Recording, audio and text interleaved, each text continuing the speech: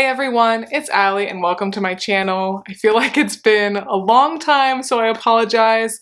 Just been a really busy month with some of my extra side hustles, but I am so excited to be back and I'm going to share with you today the 5 books I read in May. I know it's halfway through June and I know 5 is not a lot, but like I said, I've had a busy few months, so I am still very happy with reading 5 books. So I'm going to share those with you, and then I also am going to quickly run through kind of my reading plan for the summer. I am hoping to do a lot of reading and I've got a lot of great books lined up.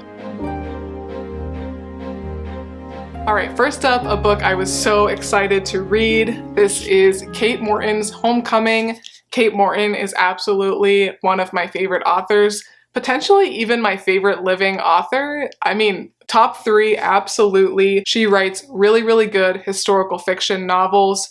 Normally, I think always actually, someone is set in the present and is trying to figure out information about something going on in the past. So there's a little bit of mystery going on, just fantastic storytelling, and I love historical fiction myself, so I would highly recommend Kate Morton if you have never read her. Whether you are drawn towards historical fiction or not, she is just someone who I would say writes a dang good novel that everyone would really appreciate. With all that being said, this was probably my least favorite, or one of my least favorite of her books.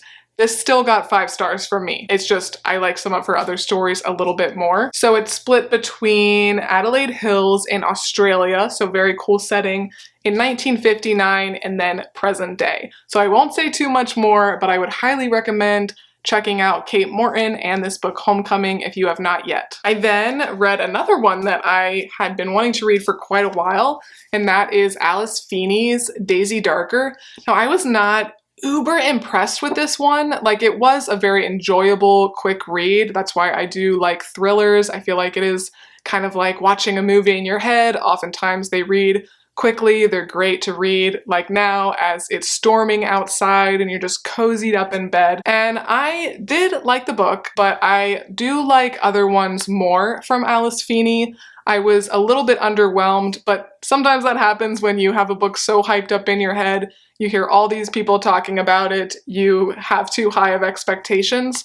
The main reason I wasn't like super into this is because I did guess a big part of the twist very early on, and I did kind of one of those, oh, that can't be the twist, but it was. So that just kind of knocked it down a little bit for me in my head. But it's kind of the classic, everyone's gathered together and people are getting knocked off one by one, which I do really like to read those kinds of thrillers, which sounds very depressing, but they're often a lot of fun, and I did have an enjoyable reading experience. So ultimately, I said, let's go with 3.75 stars, but I am excited to read more from Alice Feeney, and I have enjoyed other ones by her in the past. Here we have Taylor Jenkins Reid. Carrie Soto is back.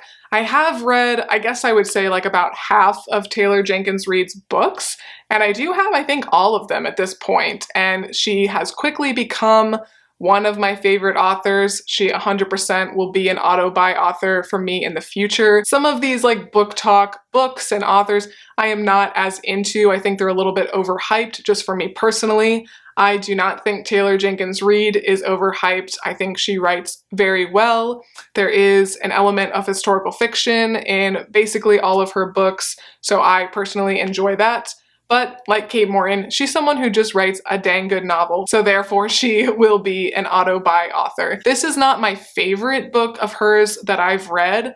I kind of want to do a whole ranking thing once I finish all of her books, but as of right now, I would say definitely Seven Husbands of Evelyn Hugo is my personal favorite, but I have enjoyed them all. And this one did end up getting 4.5 stars for me, kind of following a fallen tennis star and her comeback journey. When I was reading this, I thought this would be such a good movie. Like, I feel like I would absolutely love this sports movie.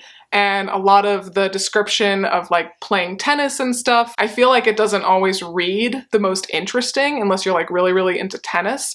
but it would be so fun to watch. So very much hoping they do make this one a movie. I hope they make all of Taylor Jenkins Reid's books into miniseries or movies. So even though not my absolute favorite, I still really enjoyed it, and I enjoyed it more and more as I read through it. One that I was influenced to pick up from BookTok, this is Emily Henry's Book Lovers, was on my list for a long time just because everybody and their mother has read this book. And I did like it. Like, of all the romances I've read, I definitely appreciated this one, as well as The Love Hypothesis, which I recently read. The books were written a lot better than a lot of other romances. I thought that this story was pretty decent. Romance is never going to be my favorite genre, so always take my romance reviews with a grain of salt. I did only give it 3.5 stars because I found the middle a little bit dry, but I mean, if you like romances, I think you really will enjoy this one if for some reason you have not gotten around to it yet. And then the last book that I did read in May is one that I absolutely loved. 5 stars from me.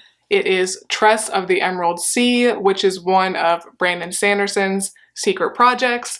If you are not familiar with Brandon Sanderson, he writes these epic fantasies. He is most known for the Mistborn books, and those are really the only ones that I've read from him. I read that original Mistborn trilogy earlier this year, very beginning of the year actually, in January, the first week of January, and I really enjoyed them, and I was very excited to read this one, and I just picked it up at a local bookstore.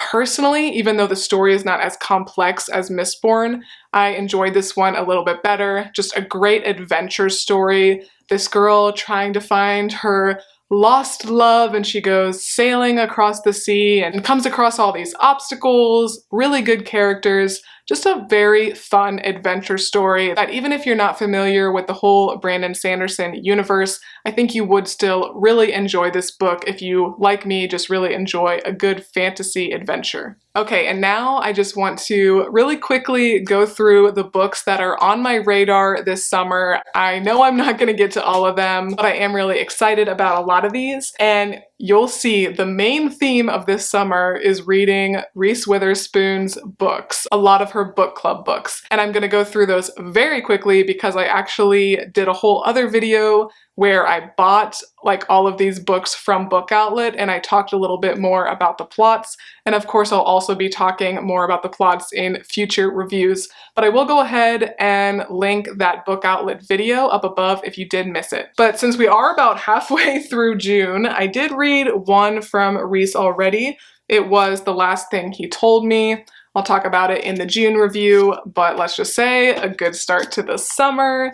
Also, I did read The Wishing Game. Loved this one. This was not a Reese Witherspoon book, but yeah, I got it from Book of the Month this month of June, and I would highly recommend. I'll talk more about that in the future. And I have just started the club, so I'm feeling a very cozy evening tonight, and I'm planning to just get through this. It is like a murder mystery on this exclusive celebrity island, so I think this one is going to be very entertaining. And then other ones that are in the Reese book club that I'm super excited to get to this summer.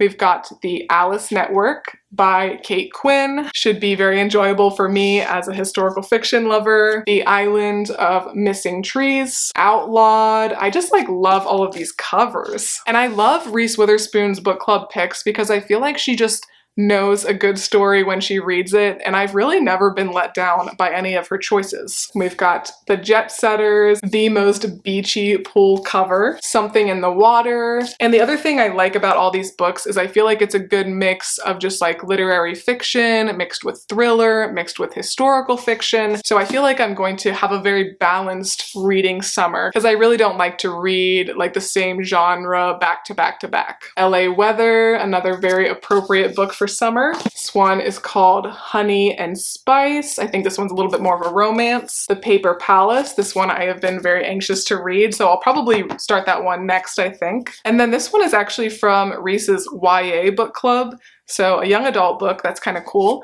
This is Anatomy, a love story. Then we've also got Chicken Sisters, which I think this is just going to be like a really feel-good family literary fiction kind of story. Another Reese's YA book club pick, This is Fable. I believe this is kind of like a fantastical romance. So those are all the Reese Witherspoon books that I have on deck, but I also have The Secret Book of Floralea, which I'd like to read this summer. This is by Patty Callahan Henry, and I've heard a lot of good things about this author, but I've never read anything by her before, so I'm very excited to read it. It is set in war-torn London, 1939, and I do love books set during that time period. Okay, sorry guys, I'm a mess today. I've been filming a lot. My memory card is full, so let me just quickly show you the other ones that I do have picked out. This one I recently just got at a book sale, Kristen Hanna's On Mystic Lake. I think she's a great summer read. Also, People We Meet on Vacation. Of course, I did just read Book Lovers, and I liked it enough to pick this one up, another perfect summer read. And lastly, I have been kind of collecting these Ellen Hildebrand books whenever I can find them cheap. I think she is a fantastic vacation kind of gal. So we've got The Island, which I think is a little bit more of a mystery, so I'm excited for that one. Also got The Rumor, which maybe is also a little bit of a thriller. Beautiful Day. And then finally, one I've heard a lot of good things about, Golden Girl. So yes, lots of books to read this summer. I feel like in the summer, I don't really watch like TV or YouTube that much myself.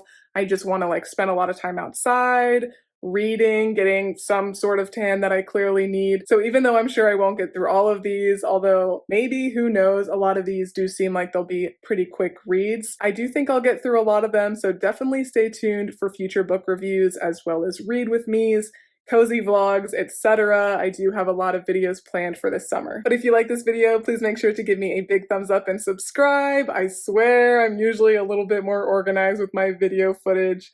But thank you guys so much for watching, and I will see you next time. Bye!